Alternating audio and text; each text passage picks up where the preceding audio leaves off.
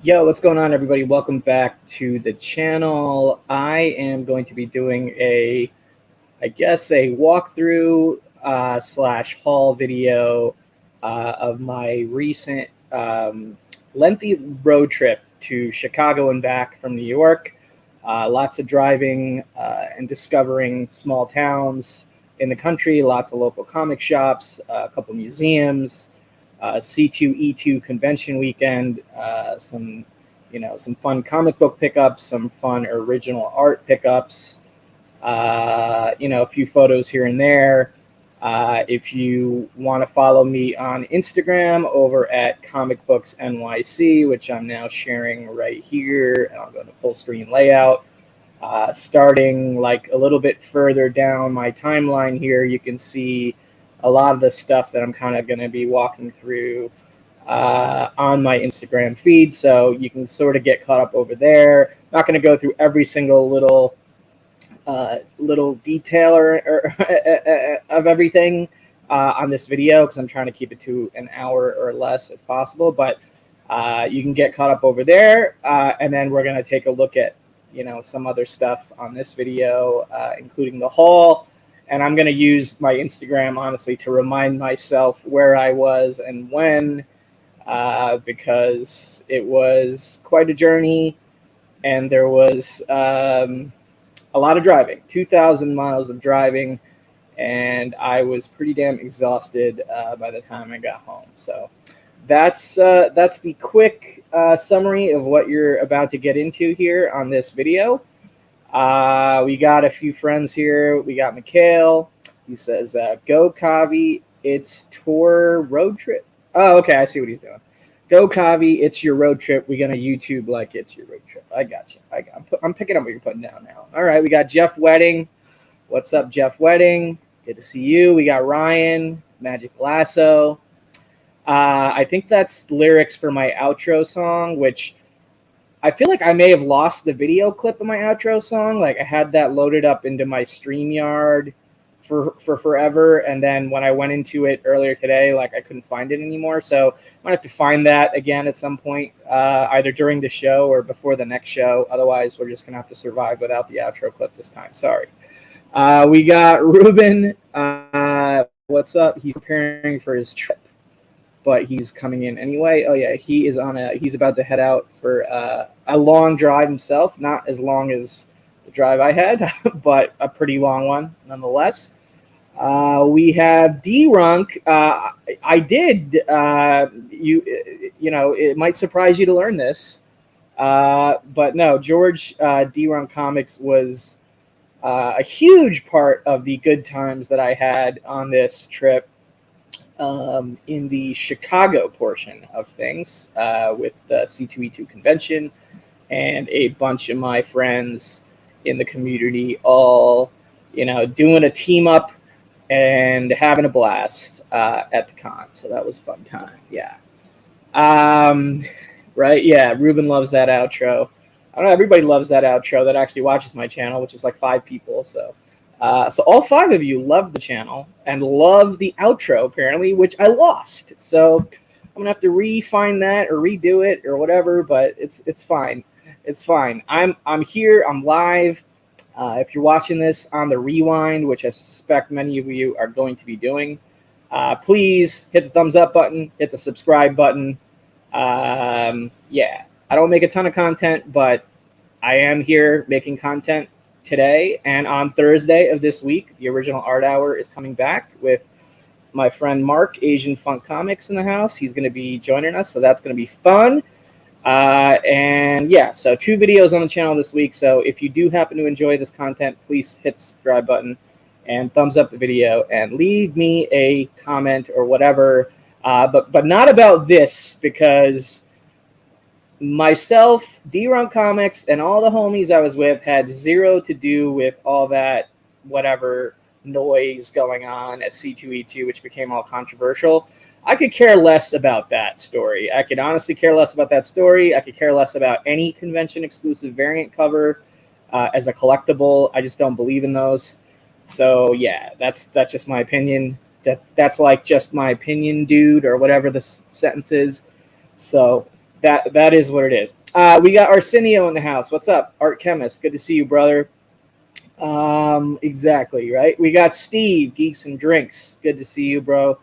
All right, so we said some hellos. Like, let's start. Just for you guys, we're gonna do a little bit of a primer here on the road trip. Like, sort of. Yeah, there was a comic book controversy at the con. You could just find the information on YouTube and the internet, Ruben. I'm not gonna get into it here. So, anyway, so here's gonna be the slide I start out with, and I did a post about this on my Instagram before I went underway on the trip. And so, as you can see in the trunk back here, I was pretty well stocked on the essentials. I had a whole empty suitcase, which you can't see, which is like underneath that duffel bag, because I was going to stuff comics or whatever in there in case I needed extra space. Then I had like a regular suitcase. I had, you see one backpack. I had another backpack in the back seat, or like my passenger seat or whatever. I had a duffel bag for mainly just clothes. So yeah, I was pretty well stocked. And as prepared as I was going to get. I mean, turns out I had to buy a lot of other things along the way to support my, long drives, staying awake, a lot of energy drinks, that kind of thing. Coffee, obviously, from time to time, meals. But yeah, for the most part, I think I had at least had the basics in the car. But you ask, what is the car, right? Because I don't think I've really talked about that. It's not really something I talk about on my comic channels or really anywhere. But this is the car that supported me on the road trip. And here's just a few shots of the car in action in various parts of the country, various parking lots, various, parking on the street in some cities. There's a picture of me parking like on a mountain pike area with high elevations. So yeah, it is a Porsche. It is my car. I've had it for about 5 or 6 months now, but I honestly never really felt like it was my car until I went on some sort of long journey, road trip type thing on it, and it was a blast. It was a beautiful car to be my co-pilot, or my pilot, really, where I was the pilot of it, rather, during this road trip. And so the car has been working out great. Obviously, wasn't cheap to pay for gas, with a car that needs premium fuel and yeah, exactly, in the style. Wasn't cheap, but you only go on those kind of trips occasionally, and I didn't want to go on a trip, in cheap rental car or whatever. I wanted to do it in my own car. I wanted to do something that would be memorable, and that's the first car I've had in like 8 or 9 years, because I live in New York and there's not much of a reason to have a car in New York. So anyway, I have to really thank that car, as much as you can thank a non-human or non-animal entity, for keeping me safe, keeping me alert, keeping me on the road, and literally zero drama on the road whatsoever from that vehicle. And I do properly know how to pronounce it. Yes. So I just wanted to give a shout out to my car, because it kept me, safe, alive, and, entertained essentially throughout the whole journey. So I usually do have a name for every single car, Ryan. And he said his is called Vanessa. And I did, they weren't all girls' names, but a couple of my cars in the past I have given girls' names. I haven't named this one yet. I've only owned it, like I said, about 5 or 6 months. And that was the first real lengthy trip outside of New York City and New Jersey areas back and forth that I took on it. So I haven't yet named it, but I'm thinking about a name. So it will be given a name. What's up, Unruly Simeon in the house? Good to see you, brother. So moving on, we're going to go to the third slide here. The third slide explains kind of just a quick summary and a shout out to these 8 local comic shops that I was able to visit on the road. We have White Dragon Comics, we have Nerd Haven, we have BNL Comics, we have RUPPS Comics, we have Freedom Comics, Burnt, BERNDT, Burnt's Comics, Jay's Comics in Chicago, and Atlas Comics in Chicago. So these are the 8 local comic shops that I visited during this road trip. And, I picked up a few things at every one of these shops. I'll be going through the haul shortly. But it's been pretty. The hospitality at all these shops was really nice. They all, I told them all what I was doing. I was on this long road trip to C2E2, and I was trying to squeeze in some local comic shop visits along the way. And they were all, kind of jazzed, excited about that. Some of them were even going to C2E2, not all, obviously, but yeah, I just wanted to give another shout out to these 8 local comic shops. It was my pleasure to be able to visit these shops and then also find some stuff. Arsenio saying, how many times have to stop and by chance? How many times have to stop and by chance did you find any comics? No, I didn't have time for yard sales. Like I couldn't spend 12 hours in one town, Arsenio. Like I would have needed like a month to do it that way. Like, right? Because on the way there, I didn't take any highways. So I'm just talking about only, mountain roads, country roads, small towns, back end little routes, no big freeways or highways. So, so there weren't really time for garage sales or yard sales, but I was able to hit up 8 local comic shops. So shout out to those 8 local comic shops. What's up, Ronald Shepard in the house? Good to see you, Ronald. Thank you for stopping in. All right, so moving on. Next slide. This slide is representative or a summary of the 3 different museums I was also able to visit. So on the way, in addition to the 8 local comic shops, I was able to stop by the Frank Frisetta Museum in East Stroudsburg, Pennsylvania. That's the building image on the left that you see there. The building in the middle was in Cleveland, Ohio. That is, of course, the Rock and Roll Hall of Fame, and it had been over 20-something years since I had last been. So it was kind of a trip to actually be there again after having spent so much of my life working in the music industry, and then to be back at the Rock and Roll Hall of Fame again. Checking it out how it is in 2022. That was kind of a surreal experience. It wasn't really a place to go hunting or buying things. It was more of just like personal reflection and memories for me working in music and things like that over the last 2 decades. And then the building on the right is the Hall of Heroes Superhero Museum in Elkhart. I'm not sure if I'm pronouncing that correctly. It's either Elkhart or Elkhart, Indiana. And that was a really cool place to visit with a bunch of superhero memorabilia, both from film, TV, MCU, DC, old school, shows from the 60s, 70s, cartoons. They had original comic art. They had giant life-size statues. They had, vintage comics. Like they have an archive of, almost every single comic from the late Bronze Age till modern or something like that. Like it was pretty crazy the amount of cool comic book related memorabilia that they had at this place. So that was definitely a cool little visit as well. I did come back via the interstate or the highways. So on the way back, it only took me a day and a half, like about 36 hours. On the way there, it was like almost 5 whole days of driving on non-highways, on only back roads. All good, bro. I hope your little Precious is doing all right and eating. I hope both of you guys are eating well. I don't know what you're eating, but I hope you guys are both eating well. Yeah, I'm not going to really talk about the Hall of Fame part of the visit. I didn't really, pull anything. I didn't really buy anything there.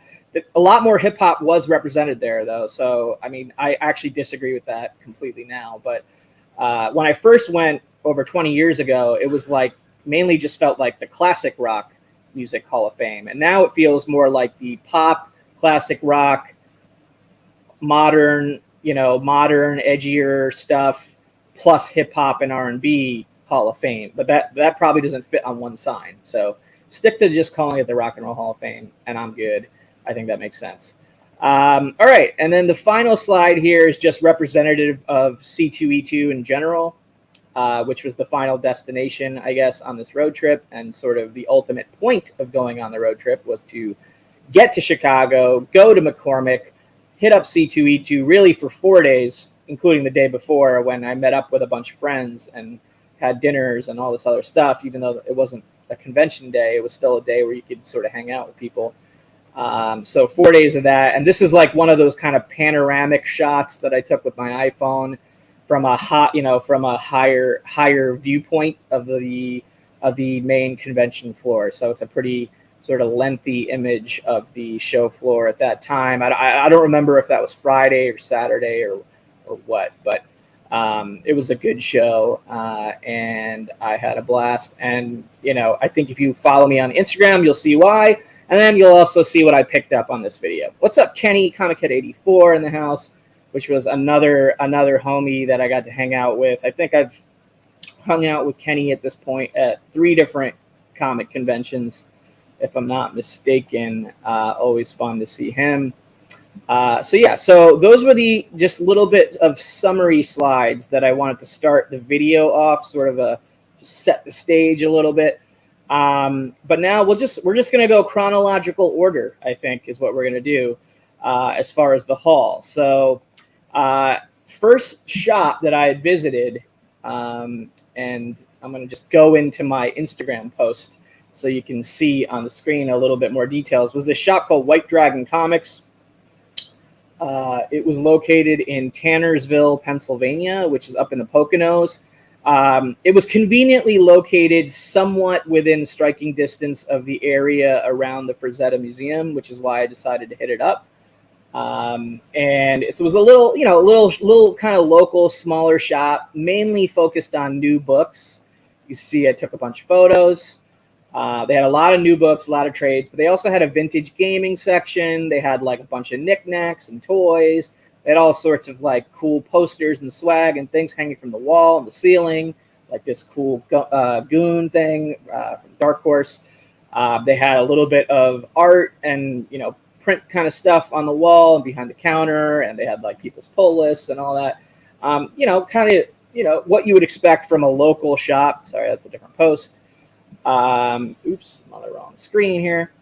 So that's kind of what that shop was. And as you can see from the description of the Instagram post, I said I would include pictures of the haul later, but I think I was lazy and just not, ended up only posting pictures of the stores and was going to do the haul later on this video, or, post it to Instagram after I got home or whatever. But that was White Dragon Comics, and this is what I picked up from White Dragon Comics. Well, before I show you what I picked up from White Dragon Comics, Lasso's asking me a question. How did you decide what shops to stop at and not? Honestly, it was just all about sort of random timing around where I was at the time, how much time I felt like I had to get from here to, a significant chunk of driving forward in my journey. So, I didn't want to do less than 200 or 300 miles a day. And most days I did more than that. Most days I did maybe somewhere between 250 and 400 miles of driving. And you gotta keep in mind that on the way there, I did, like I said, no freeways, no highways, only small town roads. So the length or distance to get from New York City to Chicago without highways is much longer on just back roads. So it takes a lot longer as well. And those are slower speed roads kind of thing. So that's kind of how I did it. And I was just using my phone. I was using Google. I was using, recommendations. In some cases, I had recommendations like Jag, when I was in the Toledo, Ohio area. He recommended a specific shop that I went to, which we'll get to in a bit. So it was a little bit of a mix between recommendations from friends and then sort of just spur of the moment, like online recommendations based on where I was at. So that answers that question. So from the White Dragon Comics shop, they had this back issue bin where it was, I think it was $10 a book in this particular back issue bin, and this was mainly like older books in this back issue bin. But they had a deal where if you picked up 3 issues, it would be 20. So 3 for 20 or $10 each if you're getting less than that. So I found 3 Batman related books in this bin, and I just grabbed them for $20. So we have Brave and the Bold. This is number 67, I believe. So, these aren't like crazy high grade copies or anything like that, but for 3 back issues, I mean, this is Silver Age, 3 back issues. I think all 3 of these are Silver Age books for $20. Totally cool with that, and I wanted to support the shop that I was visiting anyway. So that's one of the books. The other one was Batman 212. I have not rebagged and boarded any of these though, by the way. So in some cases you can see like dirt or marks, and like that's on the bag, not the book.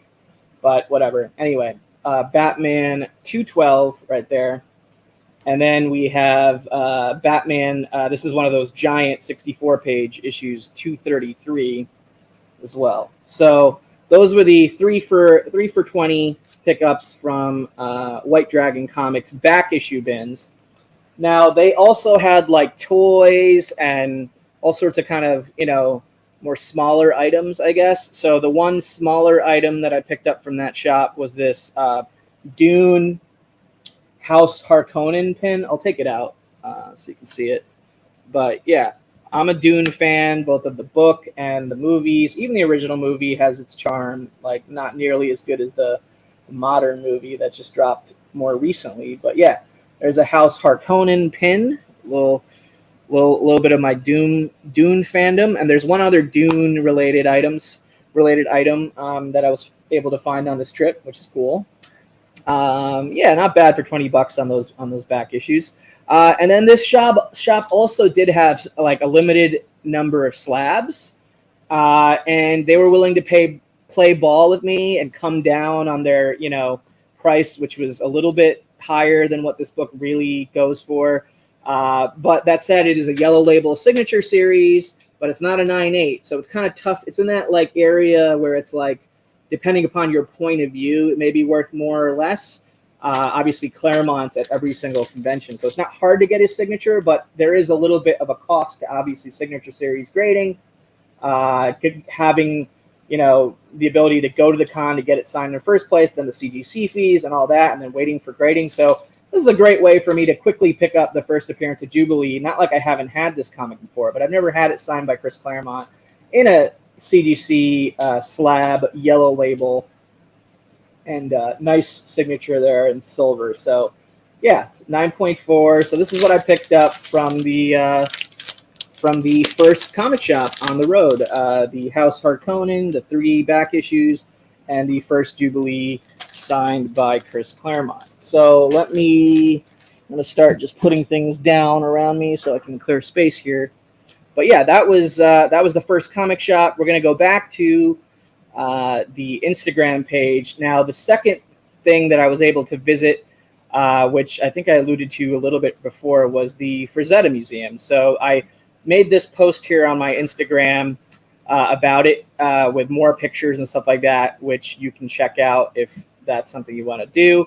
But I also loaded up 2 video clips that I took here in advance, and I'm just going to play both of them. They're both about a minute long. I'm just going to play them as I had them, unedited completely from my phone, just to share a little bit. It's like a quick walkthrough of some of the walls and the artwork in the museum. Just a really great place to visit. So yeah, just enjoy these 2 clips.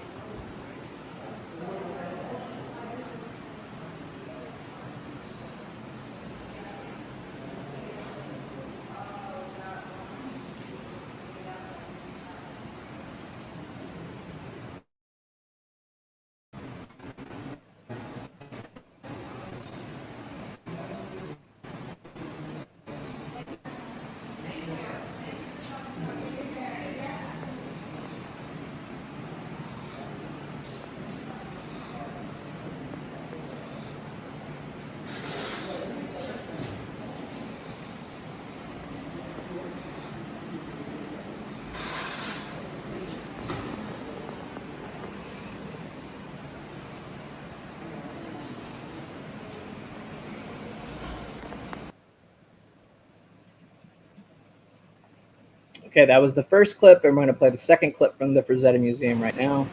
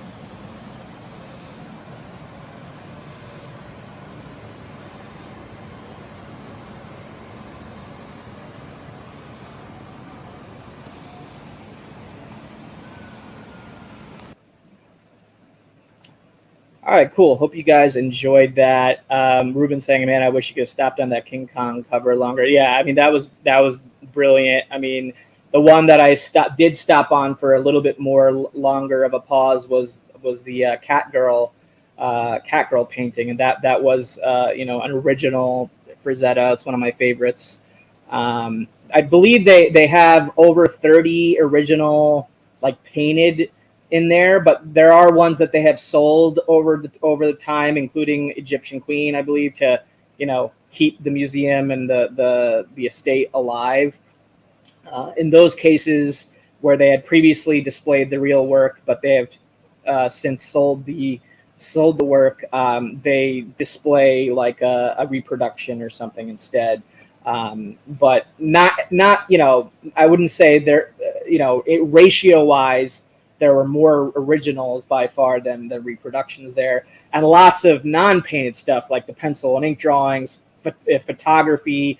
They had Frank Frisetta's like camera collection. He literally collected cameras.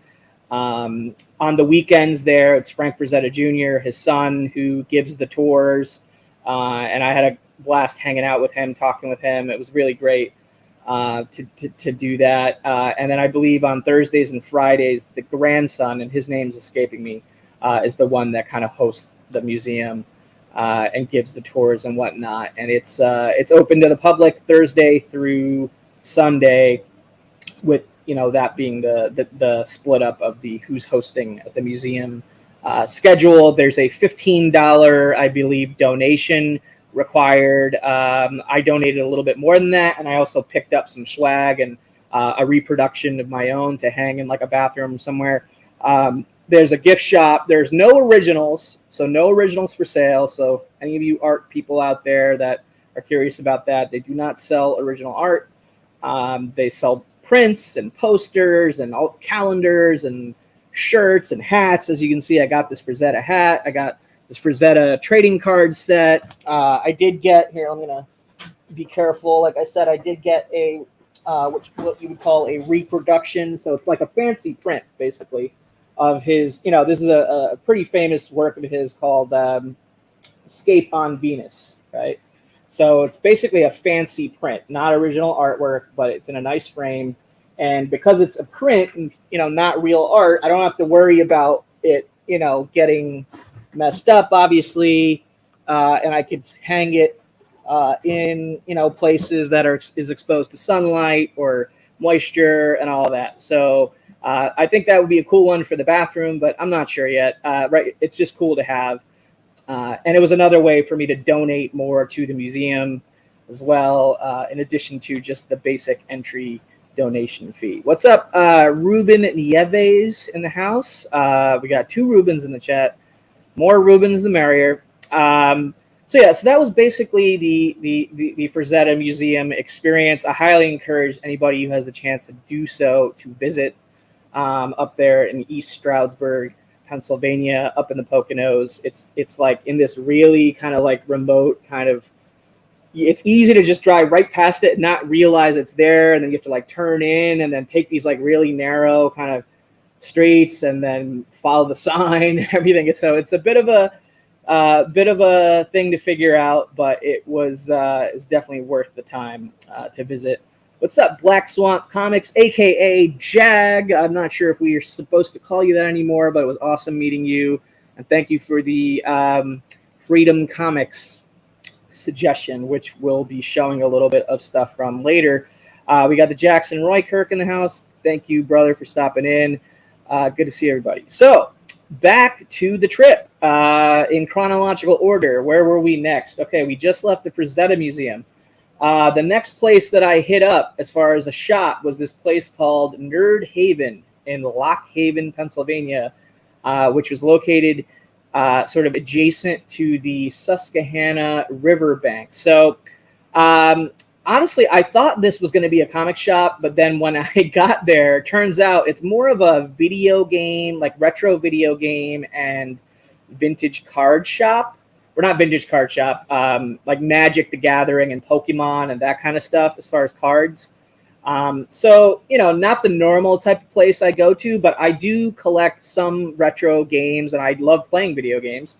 I also love playing ping pong, which I had the chance to do a little bit of here, which was kind of a nice little break from the road, you know, to come in here, hang out, chill out, have a drink, use the bathroom, browse some vintage games, play some ping pong, play some video games. So I was able to kill like a good 90 minutes to 2 hours in here and chatted with them in there and whatnot. And it was a cool little break from the trip to hit up this place, Nerd Haven. So like I said, they didn't have any comics there. So the only thing that I could really think to pick up were some vintage game stuff that appealed to me. So I picked up this Xbox 360 Nickelodeon Teenage Mutant Ninja Turtles video game, which I don't know if this had the manual. I don't think it had, no manual, just the disc, but disc in the box. So that's a TMNT game that like I missed like during that era. Never played it. Then on the original Xbox, this is the Batman Begins game. Like I tend to collect all the Batman and Spider-Man and TMNT related games that I can because it's both comics and video games. Never played that one. This one came with the disc, but missing the manual, so just a box copy of that. I'm a big racing game aficionado, I guess. Like that's one of my favorite subgenres of video games to play. I also really love Formula One racing. Like I've been following Formula One for about 12 or 13 years. And Ferrari is a big part of that. So the next two video games have to do with my love of both Ferrari and Formula One. So this is on the original Xbox. This game is called Project Gotham Racing. This one actually included the manual. So this was a complete in-box original Xbox game called Project Gotham Racing. What I love about it, I don't know a ton about the game, but what I love about it is that Ferrari F50 on the cover. When I was a kid, like high school or maybe junior high school, middle school, whatever you want to call it, I used to have both a Ferrari F40 and a Ferrari F50 poster on my bedroom wall. So that's a pretty fun sort of reminder from childhood. But I don't know if the game is good or not. I guess I'll find out when I pop it in the Xbox at some point and play. And then I got one old school Genesis game from that stop, Nerd Haven, and this is one more related to racing and Formula One, Ferrari Grand Prix Challenge. And that I don't think that had the manual, but it did have, of course, the cartridge. So a box copy of Ferrari Grand Prix Challenge. So yeah, just four video games and maybe three now because I dropped that one. I don't know where that one is. I'll find that later. I'm sure it'll still play. I'm sure it still works. What's up, JP's Budget Collecting in the house? Another homie I got to spend a bunch of time with in Chicago at C2E2, which was a blast. So welcome to the fun. All right, let's go back to my Instagram because without my Instagram, I can't remember what I did. We got Raul in the house. What's up, Raul?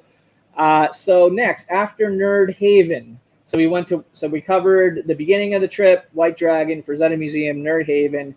The next place was this spot called BNL Comics, Cards, and Nostalgia. And that was located in Parma, Ohio.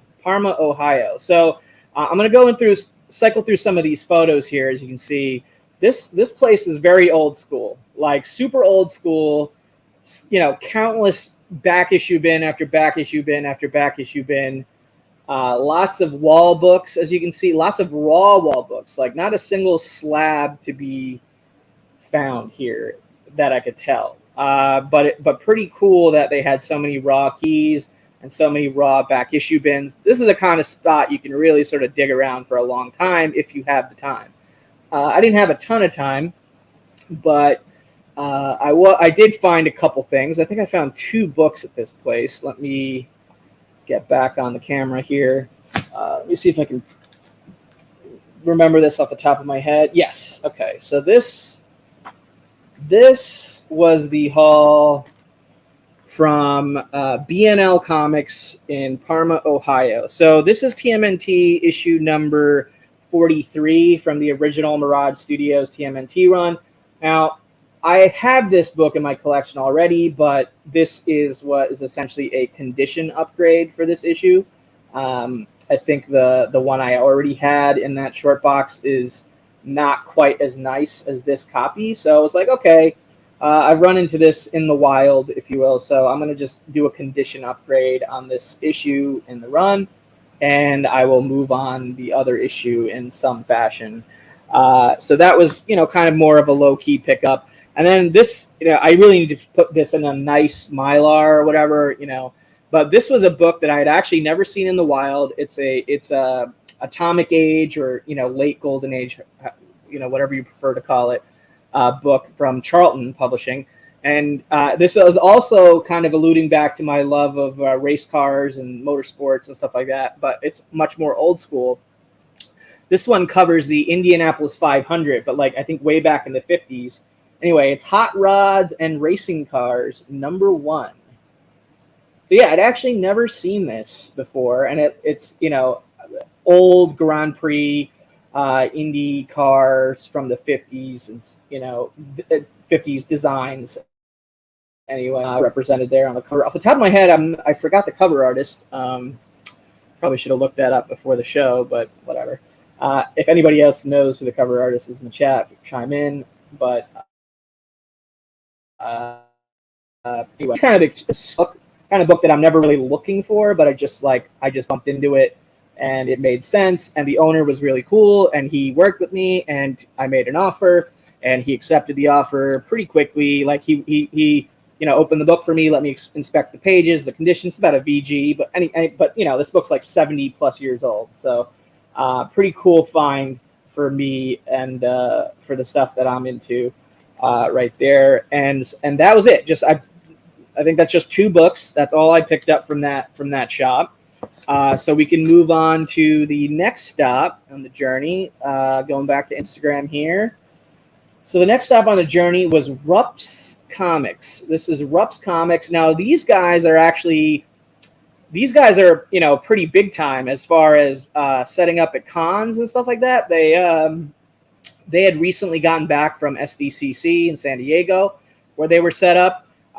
They were set up at C2E2. So when I was visiting them, they were kind of a little bit in disarray, if you will, a little bit, because they were kind of running around trying to get prepared for Chicago and to bring, their whole, not their whole, but their prime stock to the convention and set up their booth there and whatnot. But really cool shop. Now these first couple photos are kind of the outside area of the shop. Before you actually enter the main shop, there's this kind of cheap dollar bin area, and then just kind of storage. You can see this hallway where they have trade paperbacks and sort of miscellaneous things. But these other double doors that you see in the center here, that's the entrance to the main shop. So once you enter the main shop, this is what you're seeing right here. And, a pretty modern shop in the main area, but then this back area, which it's supposed to be for employees only, and in the basement, apparently they had millions and millions of comics. So I actually had them look back there for a couple things, like some of my TMNT run fillers and other things that I was curious about, if they had, they didn't always have it or whatever. But yeah, and even on this sign, more than 1 million comics downstairs. If you cannot find what you're looking for, please ask. It was a pretty impressive shop. I ended up picking up 2 raw books and a slab from this shop. All right, this is Freedom Comics. That's the next one. Sorry, get that off the screen. And so let me show you the haul right now from RUPPS Comics. And again, that was in Fremont, Ohio. RUPPS Comics, Fremont, Ohio. So shout out to them. We got Warlord in the house. We got Scott Porter's Hide in the house. Good to see you guys. Okay, so this is the haul from that shop. We have this Transformers Generations #5 on IDW. So I'm not really a Transformers collector or anything like that. But this cover by Ashley Wood just really stuck out to me. So I just really enjoyed this Ashley Wood cover. So it was just a straight up cover buy. I may give it away to somebody who's actually a Transformers fan down the line. But for a cheap book pickup where I like the cover, so I just picked it up.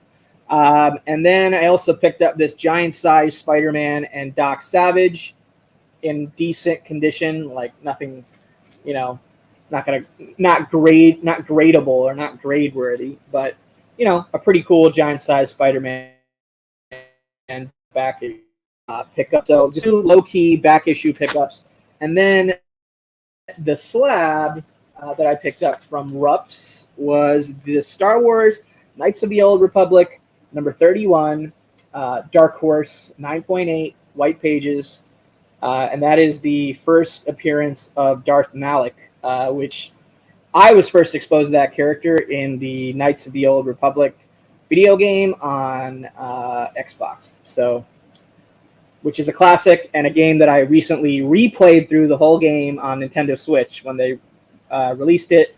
And I was all excited that they were doing a remake of the game to bring it into modern times. But now I'm hearing that that's fallen apart and that's being delayed and that might even be canceled. So who knows what's going on with that. But Knights of the Old Republic's always been one of my favorite video games. Definitely my favorite Star Wars video game. And one of my favorite Star Wars stories in general. So cool to have the first comic book appearance of that Darth Malak character in this Knights of the Old Republic 31 9.8 white pages. So yeah, so that was the RUPPS Comics haul right there, and we will move on to the next one, or to the next destination on the road trip. Just bear with me. I'm going to put this away. Yeah, so this is taking a lot longer than I anticipated, so I'm guessing this is going to be a 90-minute video, not an hour-long video. Thank you, Arsenio. I appreciate that. It's a decent book. I like that book. All right, next stop in the journey after RUPPS, and this was per the suggestion of Black Flag Comics, or not Black Flag. Black Flag is the comic vendor that created, I guess, a lot of the drama at C2E2. So not Black Flag, Black Swamp Comics. My homie Jag. So he had suggested this shop, and it's called Freedom Comics in Toledo, Ohio. So here's the little bit of a walkthrough. Now this shop felt like it had like a high-end appeal to it. Like you walk in, immediately you see like bigger key books and slabs behind one of the main counters. Then you have adjacent to that another gigantic wall of slabs and keys and just cool books. Then you have a whole bunch of back issue vintage bin areas in addition to new books and stuff. You had just short boxes of slabs to browse through and everything that were, I guess not good enough for the wall kind of thing, which is always cool to have like, more affordable slabs to flip through. Oh, I think I just skipped a bunch of the photos. My bad. Let me go back here. Or maybe that was the last photo. No, there we go. They had pops and toys and things like that, miscellaneous kind of stuff.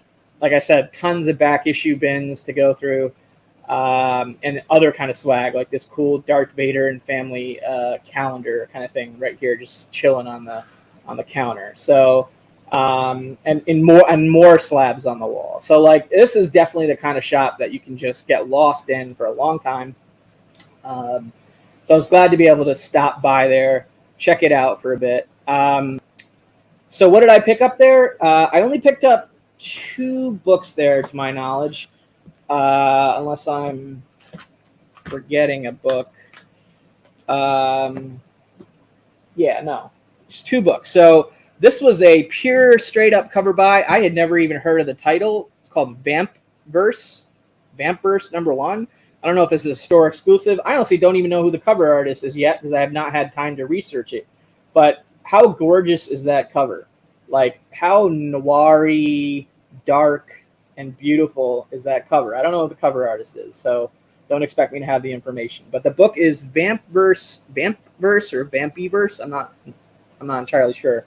#1, and I'm guessing this is some sort of Virgin variant, or maybe it's a store exclusive. I don't know. I just know that the price wasn't crazy, and I really love the cover. So this is more of like I bought it for the art kind of pickup, just because I think it's a stunning cover.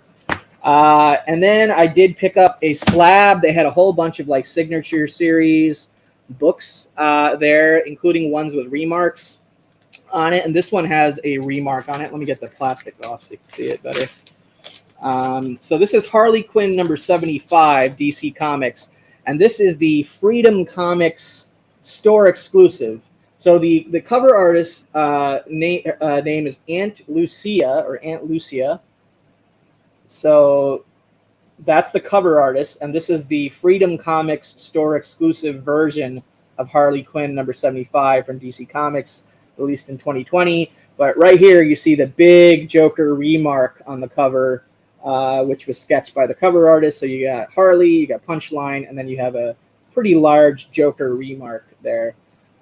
So that was kind of the reasoning. Well, I like the Joker remark. That was probably the number one reasoning I picked it up. Number two reasoning, it's a store exclusive from that shop, Freedom Comics. So it's tied directly to that shop. So anytime I look at this book, I'm not only going to appreciate the remarked cover artwork of Joker by the cover artist, but the fact that it's a Freedom Comics exclusive. And I was able to support the shop that way by picking up this slab and also picking up this variant right here. So those were the books from Freedom Comics, Toledo, Ohio. Put that away real quick. Get back to the walkthrough of the journey. All right, be careful. All right, where were we? Next up, after that shop, the next destination that I went to as far as comic shop visits was this spot right here called Burned Comics, and it was inside a antique mall. It was located in Fort Wayne, Indiana. So I'd made it to Indiana by this point. Okay, got past Ohio. Obviously started in New York, New Jersey area.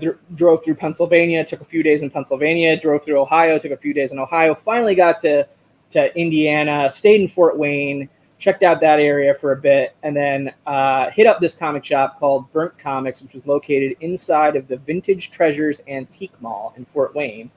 And so basically it was like this giant corner stall / booth within a giant antique mall. And this was like my favorite LCS owner, I guess, that I met during this journey. I think he want to say he felt like he was the most authentic to me. Like he had like just a real love of the hobby and of just all this stuff, and especially Star Wars. So we bonded over that. He had a lot of Star Wars toys.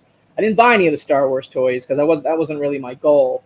But yeah, lots of comics, lots of back issues. We have glass display cases with like old G.I. Joe toys and raw keys, and then these black boxes with BCW bins with more keys, Silver Age stuff. We had BCW slab boxes and stuff in the display case. You see an AT-AT right there, right next to it as well. This giant, I don't know what to call this. I don't really know if it was a statue or if it was like a standee display thing during Phantom Menace times for Star Wars. But I mean, obviously I love that. Wish I could take that home, stick it in my trunk, take it with me, but it was not for sale. And then more Star Wars toys, and other miscellaneous things, pops, what have you. And there's just a picture of the outside of the antique mall that this comic shop is located inside of right there. So pretty damn awesome place. Major shout out to Burnt Comics. I didn't pick up a ton of stuff there. I picked up two main things. I'm going to take this out of the plastic so you can see it. This was a promotional magazine size. It's not a comic. Like on the inside, it just has like pictures and stuff like that from the movie, and I think maybe even some interview stuff or some bio stuff and credits. But long story short, it's from the original Christopher Reeve Superman, the movie, which still holds a strong place in my heart from my childhood. And then you can see the back right there.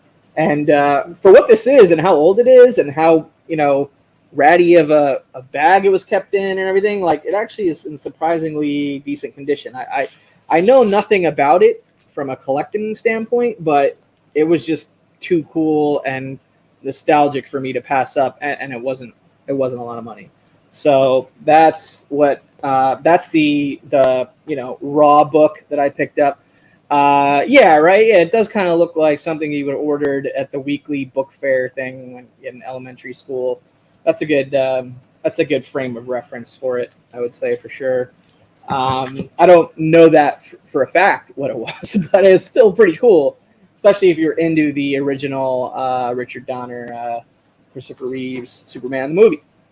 And then I made a deal with him for this Golden Age Jack Kirby Boy Commandos slab. It's also a first appearance and origin of Crazy Quilt.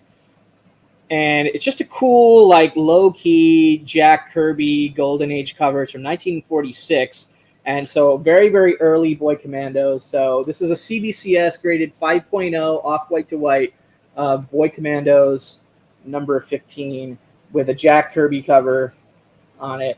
Signed by Roger H. Must belong to Roger H. at one point back in the day. It's, 10 center. 1946 Boy Commandos number 15. You can see here's what's on the back. Take the plastic off so you guys a better look at this. So this is probably one of the bigger Golden Age things that I got on this journey. Not a category I'm collecting a ton of in right now. Warlord saying, nice pick, UPS Ohio, within my neck of the woods. Well, this one's in Fort Wayne, but I did go to like 2 or 3 shops in Ohio earlier on in the stream that I talked about. So major shout out to the state of Ohio. I'm sure there's a bazillion more comic shops in the state that I didn't have time to explore the whole state. I was just hitting up what I could on my way through. So anyway, those are the 2 books from Burnt. This is gonna take me forever. So sorry. Moving on to. What was next? Okay, so after that, we finally hit up another museum. This was actually recommended to me by the owner of Burnt. It was about an hour or so drive in a different direction, I think more north, but still put me towards Chicago. So it actually made sense for me to hit this place up on the way. But it was called the Hall of Heroes Superhero Museum. It's in Elkhart, Indiana, which ironically is where J Hood Creative is from. And after I had already visited, left, and posted this, he was like, damn, I'm like, that's where I'm from. I wish I had known. Like, I wish I had known too. I didn't even know the beginning of this day that this is somewhere I was going to go. But I did make it there before closing and did the full kind of walkthrough and even played some games in the arcade. They had original art. That's John Byrne original art from Fantastic Four. That's like one of the original like shields or something. That's Alan Bellman's desk right there. All sorts of OA, different displays for DC, Marvel. That's the Ghost Rider motorcycle from the Nick Cage Ghost Rider film. This is the Shelby GT Cobra from the original Iron Man film. Got life-size, Gal Gadot, Wonder Woman statues, Hulk. There's some X-Men original art. Mark Silvestri covered X-Men 236 framed and on display there, which is pretty cool. There's a Mutants from the Dark Knight little head bust and everything. There's X-Men the arcade game, which I had fun playing for a little while. They had so many arcades there as well, which were free to play. I think it was a $10 entry fee. They had dollar bin comics for people to browse and buy if they want. They had a few trades. They had some, museum specific merchandise and items, but pretty cool little place to kill about, an hour to 90 minutes or so, maybe a little longer. I didn't buy anything major there. I bought this Hall of Heroes shot glass. So, another shot glass for the shot glass collection. That I can enjoy, and then a Hall of Heroes pin. I'm trying to get this out of the plastic so you guys can see it. A little 2022 Hall of Heroes. They do their own Comic-Con at this museum called the Hall of Heroes Comic-Con, and this is a pin from that, which is like in the original Mario and NES kind of homage to it. So yeah, a little shot glass and a pin to remind me of the visit to the Hall of Heroes Superhero Museum. Yeah, I figured Lasso would enjoy that life-size Wonder Woman statue. Scott saying, next time you travel through, I can show you a couple. Yeah, he's from Ohio. That's what I heard. Like, I think Biggie Shack's also from South Ohio. I ended up hanging out with Biggie Shack in Chicago at the con, but while I was driving through Ohio, he was like, don't bother going where I am in Ohio. I'm like, yeah, well, it's the wrong direction anyway. Like where I was in Ohio, I was in a trajectory towards Chicago, like, so continuing sort of on the north trajectory and up that way, as opposed to the south part of Ohio. But you know, I'm sure there'll be another reason for me to take a road trip at some point and explore Ohio. So if that happens, I will definitely hit you up, Scott.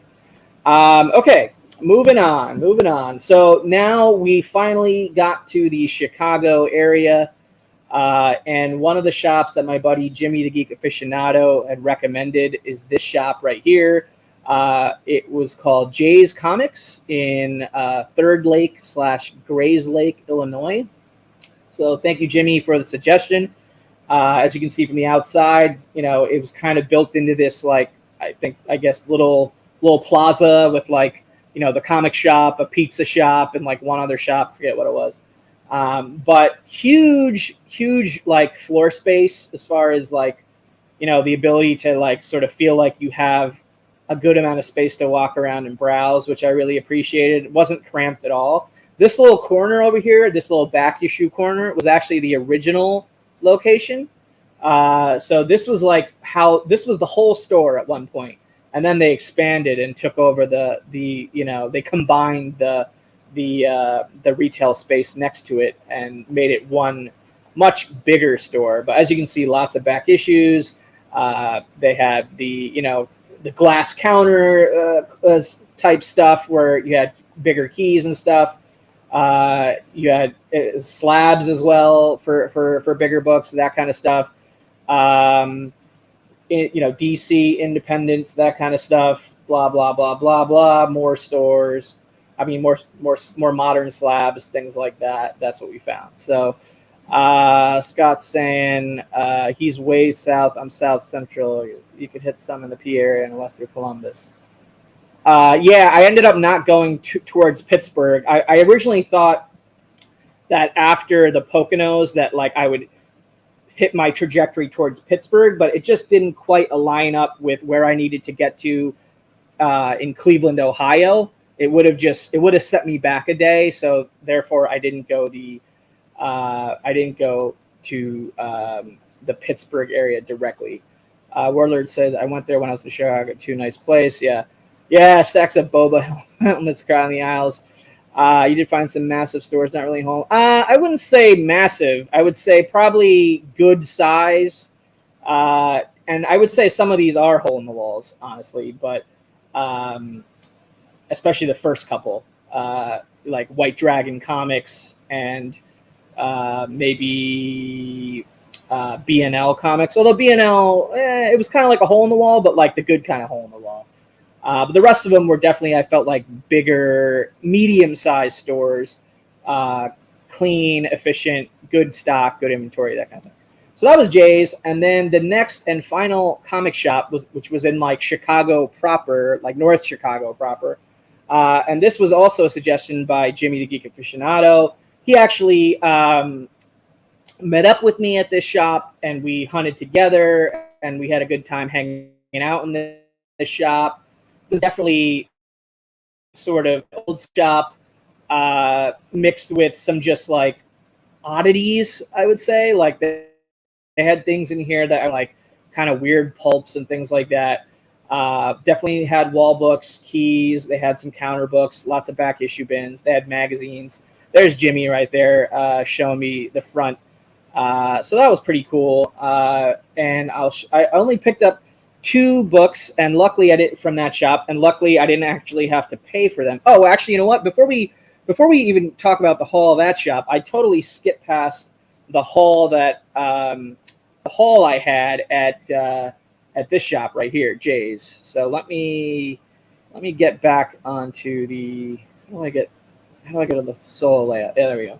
So I picked up 2 issues of the 1994 magazine, issue number 28. This is a Warren Publishing magazine, and then issue number 29. So I've been collecting this run. Like, I'm not even close to a full run of these. I have, like, scattered period, issue here and there when I can find it.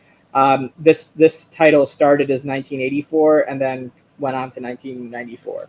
So I picked those up, and then I also picked up the first appearance of Winter Soldier, first full appearance of Winter Soldier, I believe, which is in Captain America #6. So that was from Jay's as well. So cool, modern first appearance, 9.8.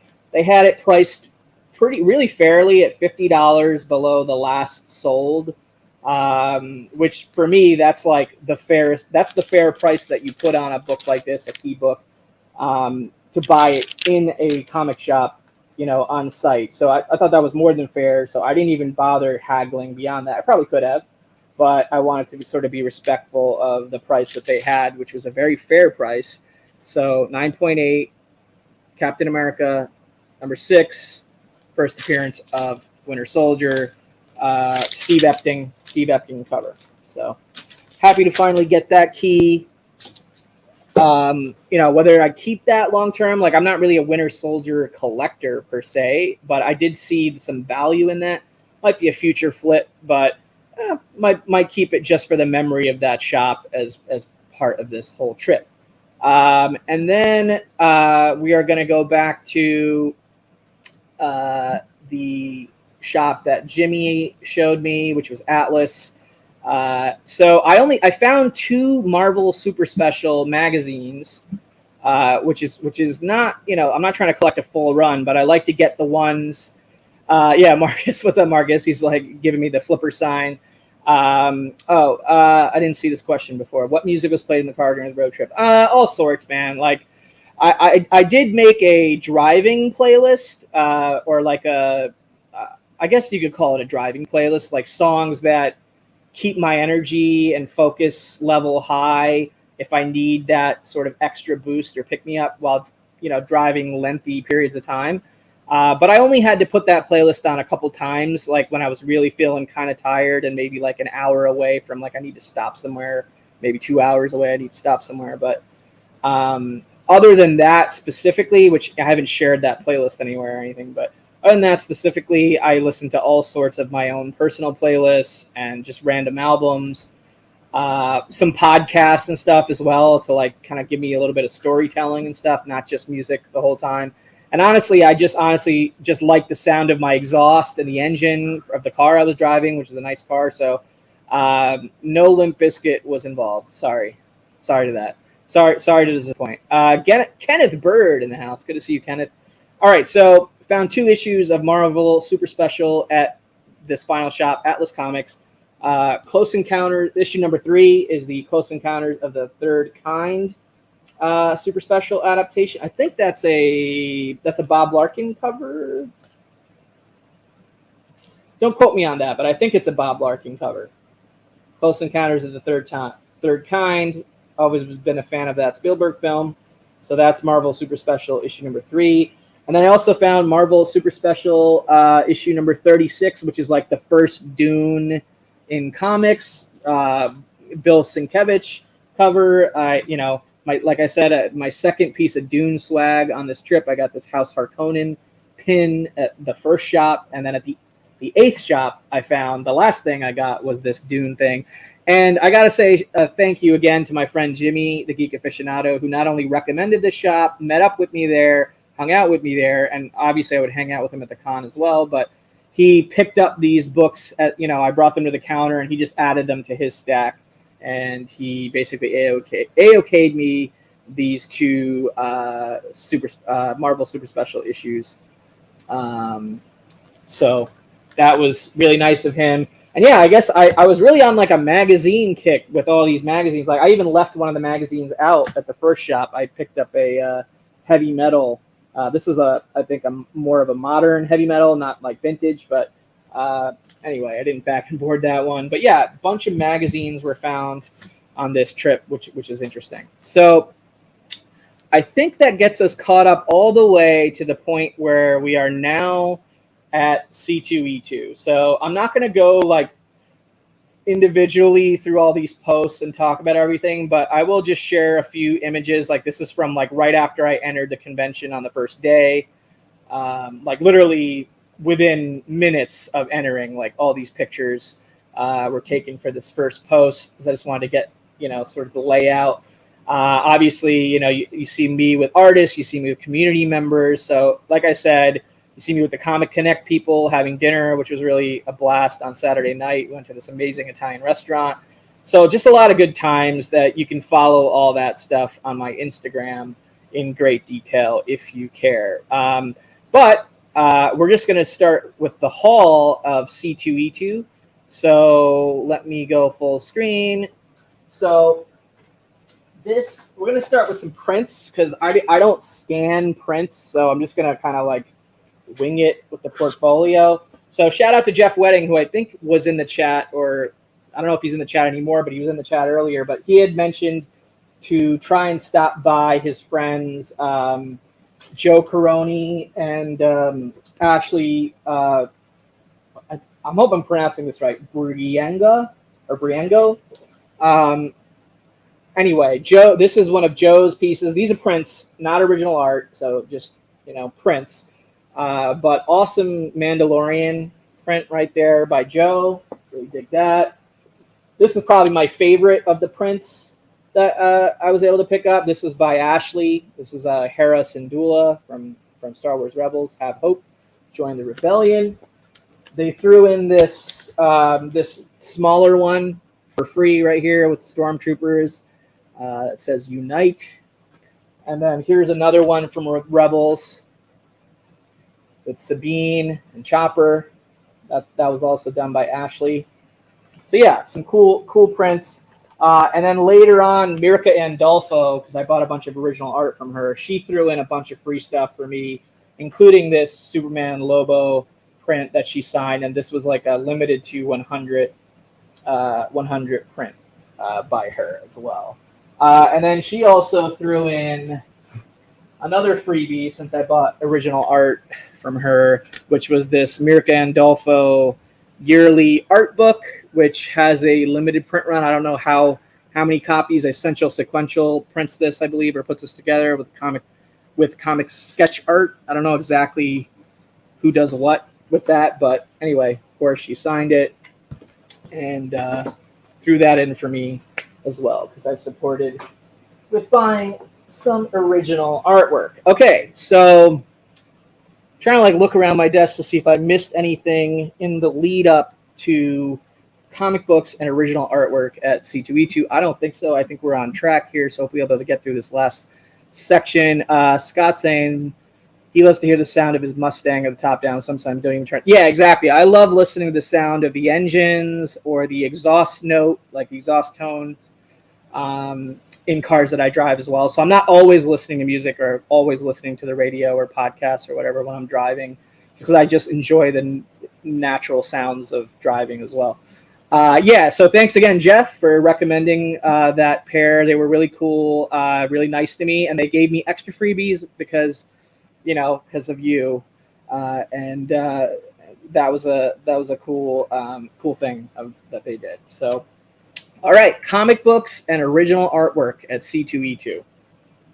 I didn't buy a ton of comic books, but the 2 comic books that I got are pretty significant / meaningful to my collection. This first one may not seem like a big deal, but it is TMNT issue number 46 from the original Mirage Studios run. So Jimmy the Geek Aficionado located issue 46 and 47 at this one dealer. Those are the only 2 books that I'm missing for a complete run of the first volume of Teenage Mutant Ninja Turtles Mirage Studios. So literally am only 2 books away. Entering this convention, I was only 2 books away from completing that run.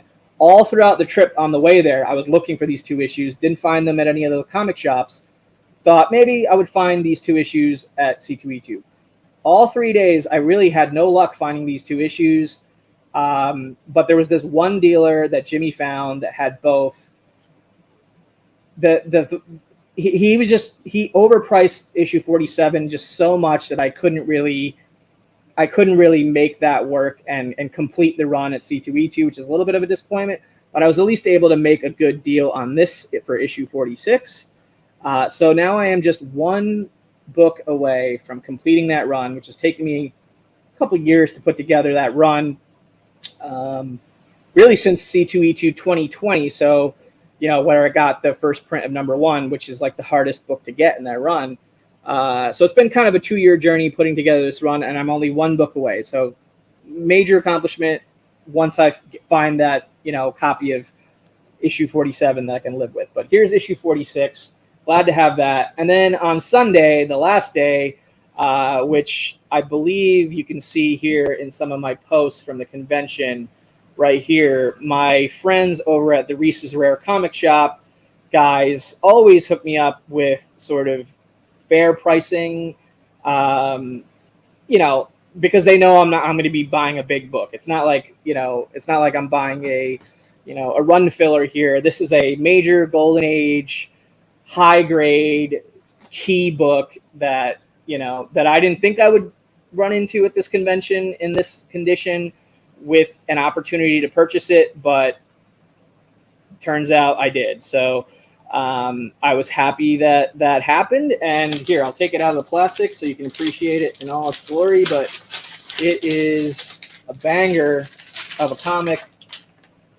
Wonder Woman number 49. This is in a CGC 9.0 Gen 1 CGC label, and this was used in Seduction of the Innocent, SOTI. Here's the back. H.G. Peter cover, of course. It's got off-white to white pages. But yeah, by far the highest grade or best condition Golden Age comic in my collection currently. So very happy to have that. I think I sent it to Magic Lasso before anybody else. But yeah, and they worked with me. They had it marked, I believe, $500 more. They had the price marked about $500 higher than where we agreed upon for the final sale. So they came down a good chunk, and that was about a. Let me quickly do the math here. That was about a 20% discount that they gave me. So pretty cool of them to do that. Yeah, right? I mean, I love this book. So yeah, this was definitely the standout comic book probably from the trip. I mean, there were other slabs that I showed, earlier in the video, but that's probably the standout by far. So that's it for comic books. I literally I bought 2 comic books at C2E2 over 3.5 days or 4 days or whatever you want to call it, right? That's it. 2 comic books, but a lot more original art. But the majority of the comic books, and I'll quickly cycle through some of the other comics from the road that I just showed, were from all these other local comic shops that were part of the journey. So I was happy to find some cool books on the way. Here's a quick recap of the slabs as well. This Golden Age Jack Kirby Boy Commandos, I think, was another standout. This Joker remark was very cool as well. This first Darth Malik key, and then First Jubilee, signed by Claremont. So yeah, right, yeah, I was mainly there for the E2. Mainly there for the E2 part of C2E2. Also this was like my most random pickup. Before we get into the original art, we'll make the original art the finale, but this was actually kind of low-key one of my favorite pickups now, and the reason I bought this is because I was carrying this slab around for the last day of the convention in a plastic bag, and then the Mylar on the corner of the slab bag started breaking the plastic bag, and I was kind of like, well, I don't want to have this, pricey Golden Age Wonder Woman book just like slip out of a plastic bag and crack or break or get damaged or whatever. So I bought this backpack from this random artist who had been like doing her own designs and then turning it into like merch and everything. I mean, it's some sort of cat, or I don't know exactly what the design is, but let me tell you, it makes for an excellent slab bag. So basically, I was able to repackage and reorganize all the slabs that I bought on the trip into this, and then repackage this into my larger, all the packaging that I had to do to get the car ready for the trip back. So that was a fun kind of just random pickup or whatever. But let's get to the original art. If you follow me on Instagram, you'll probably have seen all these. But whatever, yeah, the cat slab bag it was. So it was fun to randomly get that, but that'll probably be part of my convention game moving forward, because It's actually quite convenient, but what are you going to do? All right, let's quickly cycle through the artwork. I got, let's see, I have 1, 2, 3, 4, 5, 6, 7, 8 slides to show here. I did get 9 pieces, but the reason I'm only going to show 8 is the 9th piece is for a gift for somebody, and it's already been mailed and everything. So yeah, not showing that. Although it is possible to figure out what it is, I think, if you look at my other social media, but I'm not going to put it on here just in case that person's watching. So first up here, Rachta Lin. A lot of you guys know I'm a fan of her. She's this manga style artist from Singapore. So the last time I'd actually seen her in person was literally 2020 at C2E2. It was harder for her, obviously, to travel internationally to conventions taking place over the last few years.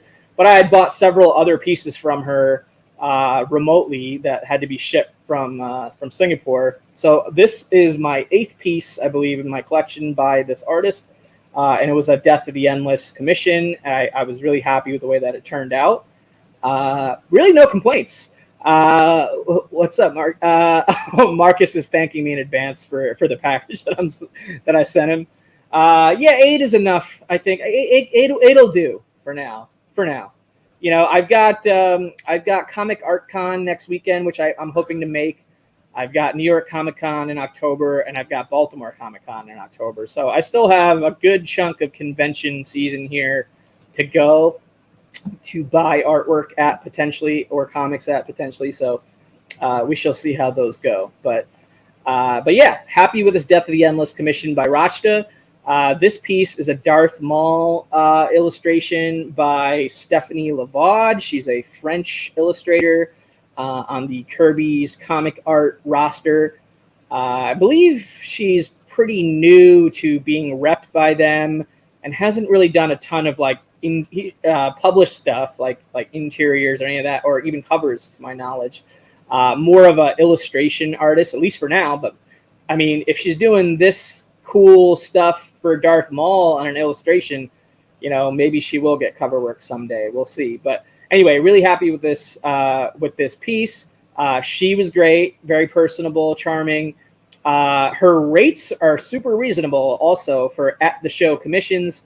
I think 3 of my friends, Justin, No Good Comics, Jimmy the Geek Aficionado, and JP's Budget Collecting, all got commissions from her at this show as well after seeing the Maul piece that I got. So yeah, definitely Maulerific. Very happy with this piece. Didn't break the bank, and it's certainly a nice addition to my Maul collection, which is within the Star Wars, a thing that I collect, I guess, more frequently is Maul pieces. All right, next up we have this really awesome illustration by Kelly Williams. One of 2 pieces that I picked up from Kelly at the show. Just, you know, I mean, for the price that this guy charges, the amount of effort he puts into the work is just really impressive. And this, I mean, this is a striking image in more ways than one, pun intended, with the lightning strike and all that, and Stormbreaker, and just, you know, a very trippy image, but a powerful one, and one that I really can enjoy looking at for quite some time. This one was not $10. This one I believe was $100, Marcus, but worth every dollar of that $100. This one though was $10, and there you can see the size difference in the pieces. So on the left, this is obviously Bib Fortuna from Star Wars, but you can see Kelly there holding both pieces at the same time for me. And there you can see, I mean, it's bigger than a sketch card. So it's probably about 3 times the size of a sketch card, maybe 4 times the size of a sketch card. So maybe calling it a sketch card was a little bit too, you know, a little bit of a stretch, but definitely a smaller piece in comparison to the Beta Ray Bill piece, which was, you know, 10 times as expensive. But for $10, I think this was a pretty cool pickup for me on the last day of the con. Here's another last day of the con low-key pickup. This was a page from Mighty Avengers 22. Like, don't quote me on the issue number because I can't really see in the scan right now. But I believe it's from Mighty Avengers number 22. The artist is Koi Pham, and the inker was Danny Miki. You got Doctor Strange, Iron Man, Scarlet Witch, and Hulk. So you got like 4 Avengers characters all on this one interior panel page by Koi Pham and Danny Miki. I've had pages inked by Danny Miki, but no pages penciled by Koi Pham. So this is my first Koi Pham page in the collection that I was able to pick up, and that was also a very sort of affordable. I believe it was $100, something like that, or less. And wasn't an art dealer, wasn't an artist alley. It was at like a random comic shop dealer that just happened to have like one bin of original art pages that you could like rifle through, and then they were like 20% off if you spend XYZ amount of dollars on original art. I ended up not spending that number, but this page was so cheap that didn't really matter. So I guess I could have gotten it for $80 instead of $100 if I had spent more money with them. But whatever. Well, it was good enough for me. I was 4 Avengers on the page, and it was a Koi Pham example, which I do not have. So I like this one, and I added it in that moment. And then we got a couple pieces, which, again, have all been spoiled by my Instagram for those of you who follow me there. But this is the cover, which, Mirka mainly does black and white pencil and ink stuff for her covers, but occasionally does some color ones. And I did buy a color cover from her as well. But this is Swords of Sorrow, Miss Fury, and Lady Rawhide Special #1 cover by Mirka Andolfo. Miss Fury is probably the reason why I picked this cover up. I've been a fan of the character since the Timely, not since the Timely books. It's not like I was alive back then, but I at one point was collecting Timely Comics, Golden Age books more frequently, including several of the earlier Miss Fury covers. Obviously, Dynamite now has the rights to that character and that world of the character of Miss Fury, and are publishing new stories. I'm not very familiar with the new stories, but I'm willing to give it a shot, and I like this image and the price as well. So I probably should have separated the pictures with the artists or of the artists holding the artwork into their own slides. It's kind of like squeezed in here to get 3 images in one slide, but it is what it is. Happy to have added that. Moving on. This one was really, really cool. Spending time talking to Scotty, finally getting a published Scotty Young in the collection, which I think it could even be considered a first appearance, possibly, of Wolverham. This is from Civil War, Ultimate Civil War Spider-Ham #1, and it is a published. I mean, I guess you could say it's a splash because there is dialogue on the page. You can see the published colored image reference in the middle.